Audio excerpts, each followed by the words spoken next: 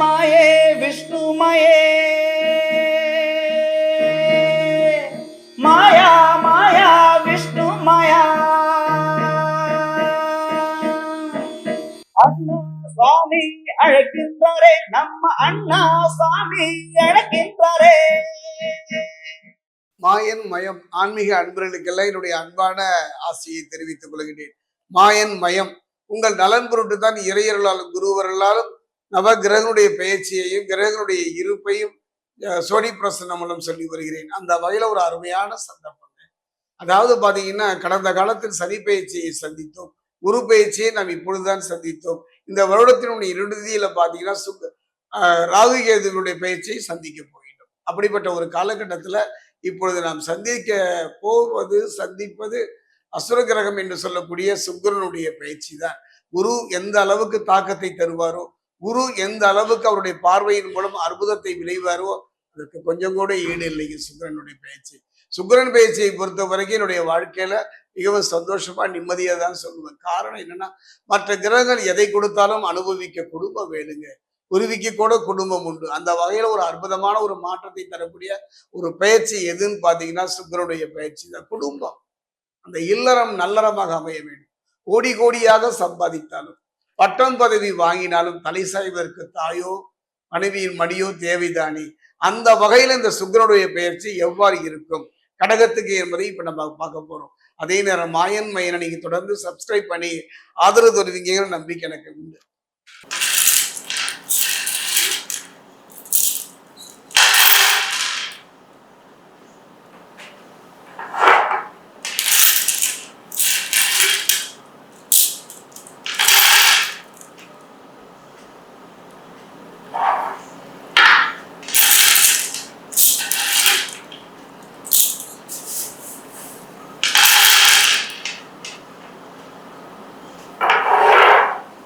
கடகராசி அன்பர்களே, ஒரு அற்புதம் என்றுதான் சொல்வேன்.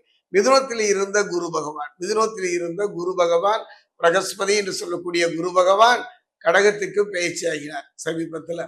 அந்த இடம் யாருடைய இடம் பாத்தீங்கன்னா, மனோகாரகன் என்று சொல்லக்கூடிய சந்திரனுடைய இடம்.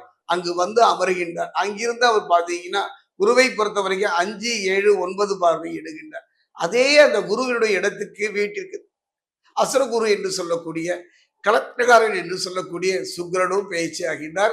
அந்த இரண்டு குருவும் ஒரு இடத்தில் இருக்கின்ற ஒரு யோக பலன் தானே, ஒரு அற்புதம் தானே. அந்த வகையில் பார்க்கும் பொழுது இவ்வாறு எவ்வாறு இருக்கும் என்று பார்ப்போமானால், இருக்கின்ற இடம் மனோகாரர்களுடைய சந்திரனுடைய இடம். பாத்தீங்கன்னா ராசியில 2 சுபகிரகங்கள். அது யாருன்னு பாத்தீங்கன்னா நமக்கு குரு பகவானும் சுக்கிரனும் தானே இணைந்து இருப்பது சிறப்பு சிறப்பு சிறப்பு. கவலைப்பட வேண்டாம். பட்ட கஷ்டங்களுக்கும் சிந்திய கண்ணீருக்கும் முழுமையான பலனை பெறக்கூடிய ஒரு அருமையான தருணம். அந்த வகையில் பார்க்கும்போது நான் யாரையும் ஏமாற்றவில்லை, யாரு கூடயும் கெடுக்கவில்லை. நான் மட்டும் ஏங்க இவ்வளவு கஷ்டப்படுறேன் என்று புலம்பியே வாழ்விலே பெரும் காலத்தை கிடைத்த அந்த நிலை மாறுங்க. இந்த 2 குருவும் ஒரு இடத்தில் இருக்கின்றார்கள்.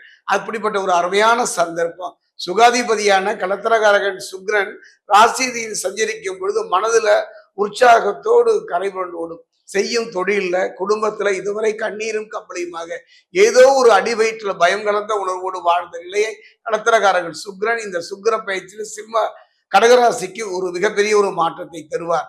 என்றாலும் கூட குருவின் பார்வை தொல்லைகளின் வீரியத்தை குறைக்கும். எத்தனை தொல்லை வந்தாலும் கூட அந்த தொல்லையில் எப்படியெல்லாம் வரும். குடும்பத்துல வாழ்க்கையில எதிர்பாராத சில சங்கடங்களையும் தொல்லைகளையும் சந்திக்கின்ற ஒரு சூழ்நிலை மாறும். அந்த தொல்லையினுடைய வீரியத்தையும் தன்மையையும் குறைத்து நன்மை பயக்கின்ற ஒரு நிலையை குரு பகவான் செய்வார். குருவின் பார்வை தொல்லியினுடைய வீரியத்தை குறைக்கும் என்று சொன்னேனே, இதுவே நம்முடைய வாழ்வின் முழுமையான நற்பலனை பெறுவதற்கான ஒரு சான்றாகும். அதே நேரம் வேலை இல்லாதவர்களுக்கு வேலை கிடைக்கும். நமக்குன்னு ஒரு வேலை இல்லை, அறிவு இருக்கு, திறமை இருக்கு, இருந்தும் நமக்கென்று ஒரு சிறந்த வேலை, நமக்கு மனதுக்கேற்ற வேலை கிடைக்கவில்லையே என்று புரிபடாத புதிரான வாழ்க்கையா இருந்த வாழ்க்கையில நல்ல வேலை அமைப்பதற்கும் 2 குருவும் துணை செய்வார்கள். அதே நேரத்துல பாத்தீங்கன்னா சூரியனை பொறுத்த வரைக்கும் ஆத்மகாரகன் பிதுர்காரகன்.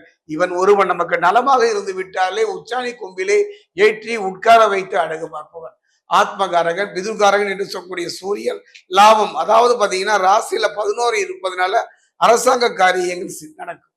அரசாங்க காரியம் ஒரு மனிதனுடைய வாழ்க்கையில அரசாங்க உத்தியோகம் புருஷ லட்சணம்னு சொல்லுவாங்க. அரசாங்கத்துல நல்ல ஒரு ஆதாயம் பெற்று நிம்மதி தருகின்ற ஒரு காலம். அரசாங்கத்தினால ஆதாயம் பெறுவதோடு அரசு துறைன்னு என்ன பார்த்தீங்கன்னா தீயணைப்பு துறை, நீதித்துறை போன்ற காவல்துறை போன்ற உயர்ந்த பதவிகளில் உட்காருவதற்காகவும் இடம் பிடிப்பதற்கான ஒரு நல்ல சந்தர்ப்ப சூழ்நிலையை சூரியனும் இந்த காலகட்டத்தில் அமைத்து தருவார். குறிப்பா சொல்ல போனோம்னா வெளிநாட்டில் பணிபுரிவதற்கு ஒரு நல்ல தருணம். வெளிநாட்டு சென்று பணிபுரிபவர்களுக்கு படுகின்ற வேதனையும் துன்பத்தையும் சொல்ல முடியாது. சொன்னாலும் கேட்பதற்கு இல்லை. கடனை வாங்கி கஷ்டப்பட்டு வெளிநாடு போகின்றோம். அங்கோ நாம் படுகின்ற வேதனை அந்த நிலை மாறும். போதுமே போதுமே, இந்த ஒரு அற்புதமான நிலை தானே. வேலையில இருந்த சிரமத்தை குறைக்கின்ற நல்ல சந்தர்ப்ப சூழ்நிலையை அமையும். குறிப்பா சொல்ல போனோம்னா ஜென்மகுரு ஜென்மகுரு இந்த காலகட்டத்துல ஜென்மகுரு நிம்மதிக்கு சோதனையை தந்தாலும் கூட உத்திய அசுரகுரு அங்கு இருப்பதனால ஜென்மகுருவுடைய பாதிப்பிலிருந்து உங்களை காக்கின்ற ஒரு கவசமாக அமைவார். குறிப்பா சொல்ல போனா உத்தியோகத்துல நல்ல மாற்றங்கள் ஏற்படலாம். அரசு துறையில வேலை செய்பவர்களும் பொதுத்துறையில் வேலை செய்பவர்களுக்கும் நல்ல ஒரு தொழில் மாற்றம், சிலருக்கெல்லாம் ஊதிய உயர்வோடு கூடிய இடமாற்றம் ஏற்படும். பொதுவாக கடகராசியை பொறுத்த வரைக்கும் சற்று கவனமாக மன ரீதியாக இருந்து விட்டாலே அற்புத யோக பலம், தெய்வ பலம், தெய்வ பலம், மனோபலம் மூன்று பலத்தையும் ஒரு இழந்து தவித்த உங்களுக்கு இரண்ட குரு இந்த சுக்கிரனுடைய பயிற்சி கடகராசிக்கு நல்ல மாற்றத்தை ஏற்படுத்தும். அதே நேரம் அருகில் உள்ள சர்வேஸ்வருடைய ஆலயம் சென்று சர்வேஸ்வரரை பார்த்தீங்கன்னா ஒரு செவ்வாய்க்கிழமை வெள்ளிக்கிழமை வழிபாடு செய்யலாம். அற்புதமான ஒரு ஆலயம் திருத்தணி பாதசனீஸ்வரர் ஆலயத்துக்குள்ளேயே சர்வேஸ்வரர் அற்புதமாக நின்ற திருக்கோலம். ஒரு எலுமிச்சம்பழம் மாலை, அரளிப்பூ மாலை சாத்தி மகிழ்வீர்களானால் அதே நேரத்துல சனி பகவானுக்கு உங்க கையினால நல்லெண்ணெய் அபிஷேகம் அங்கு செய்வீர்களானால் அற்புதமான யோக பலனை இந்த சுக்கிரனுடைய பயிற்சியில கடகராசிக்காரர்கள் பெறுவார்கள்.